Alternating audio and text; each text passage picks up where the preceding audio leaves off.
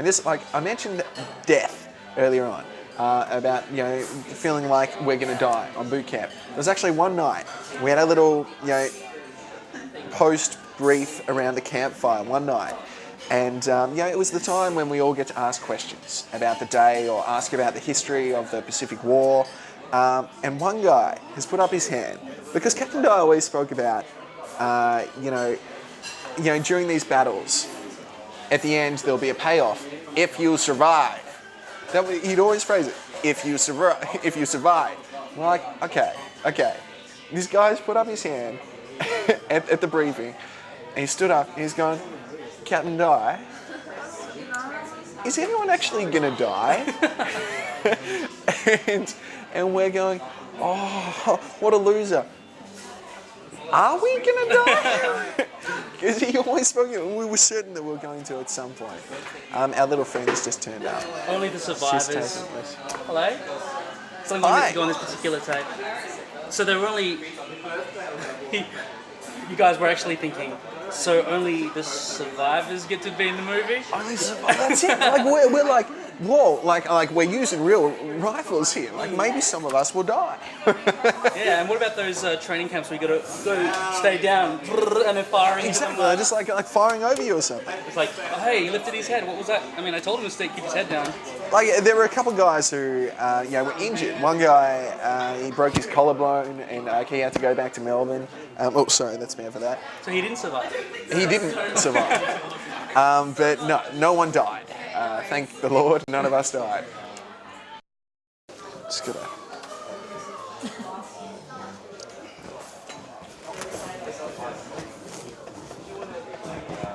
Sorry. Okay.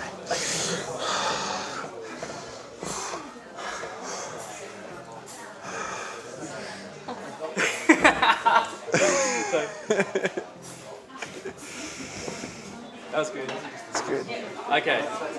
So Pacific sounds awesome. I mean, I wanted to see it. I saw a bit of it at my friend's house, but yeah, I didn't get a chance because they were footy fans. And you only watched 3 episodes, didn't you? Saw 3 episodes. We saw the first. We saw episode 1 and 3. We had a little premiere for the cast and crew at Rivoli, which our mate Liam was actually organising, which was fantastic. So I caught 2 then, and then I think I just caught 1 on TV. So I'll just wait till the DVD comes out and then just like really kind of... I can't believe you haven't seen it. Don't you guys watch it together as like a big bonding, congratulations, red carpet night? And that's what that was. That's what the premiere was, I suppose. And we thought we would. We thought that we would. But like everyone is leading different lives. It's 2 years ago. Is it? And we were there. It just came out, didn't it? A month ago or so? Yeah. 2 months ago. But we finished filming almost 2 years ago now. Like 2 years ago in May. You're right. We finished filming. So it was a long process to get from last day shooting to being on the screens, on TV screens. You've done a lot of stuff before that as well. Not particularly internationally of international acclaim. In no way. You organised a fundraising event for the bushfire victims. Yeah. Liam and I got together last year, 2009. So after the Black Saturday fires, and it was something that was really kind of close to our hearts because we knew people who were affected by the fires. And so I called up Liam the day after it all happened, and just because it was so incomprehensible, what had happened. We're going, we should do something, man. Let's pull in our connections. So we put on link arms, which is great. We raised some money for the cause, which was what we set out to do. And now organising a bit of a sequel to Link Arms, what we did last year, and organising a Christmas Carols event that we're going to be having in Malvern at the end of this year, and that's raising money for UNICEF. Nice. So it's just something that, again, just pulling in the favours. It's something that we can do, and people have got money to spend. You're going to get it on television? I don't know about that. Is that what you want to do? Sure. Look, if there are any potential buyers from Channel 7, Channel 9 or Channel 10 watching, then feel free to give me a call. It'd be great, but really it's just about putting on like a cool live event. It's going to be a bit of a rock concert, like just a modern take on a Christmas carols. Press releases Press release. It's all about press release. Sponsors. Need a whole lot of sponsors for this one. Sounds good. It'll be fun.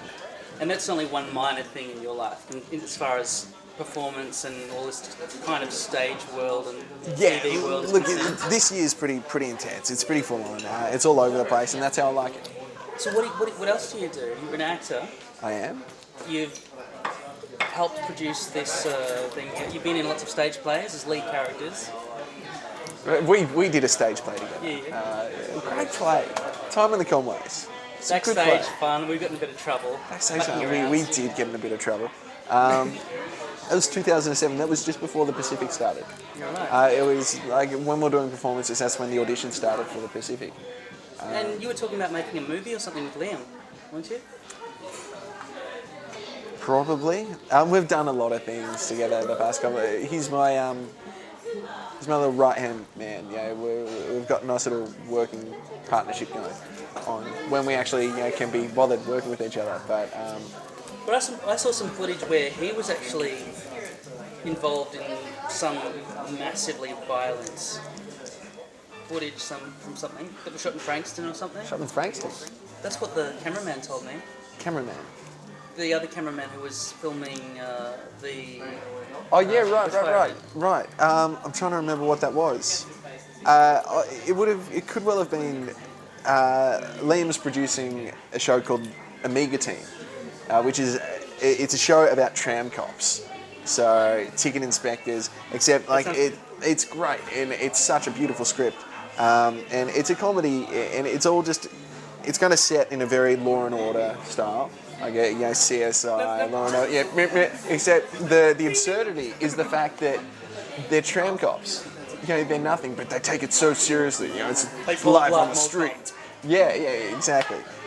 So it's great. So Liam's producing that, and I've got the role in that. Because the funny thing is, they are seriously like out of my way. They're so like serious. Proper professional suits. Absolutely. I mean, those trench coats are off tap.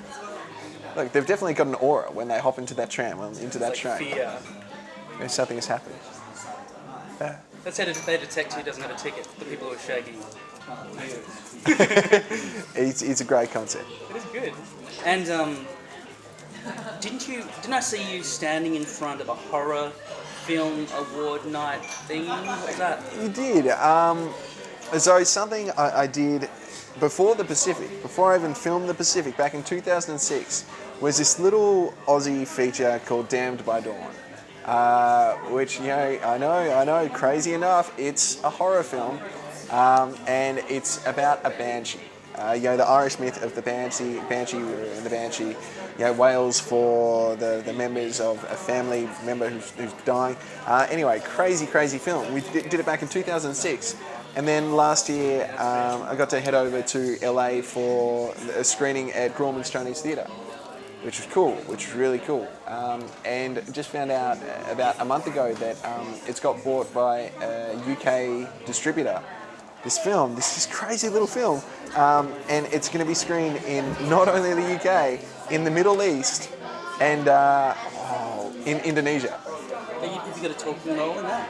Yeah. It's an indie film. It's very much an indie film, and it's very genre. But if you're into that, if you're into those, weird, crazy, low-budget horror films. So give it 20 years and it'll be a cult classic. It'll be a cult classic. Hopefully it won't be a cult classic in the way that The Room is a cult classic at the moment. But it's got its market out there. Congratulations, that's awesome. Thanks, man. So were you a lead in that? It was more an ensemble one. Look, I was just, the minute that I appear on the screen, you look at me and you go, that guy's going to die. Without a doubt.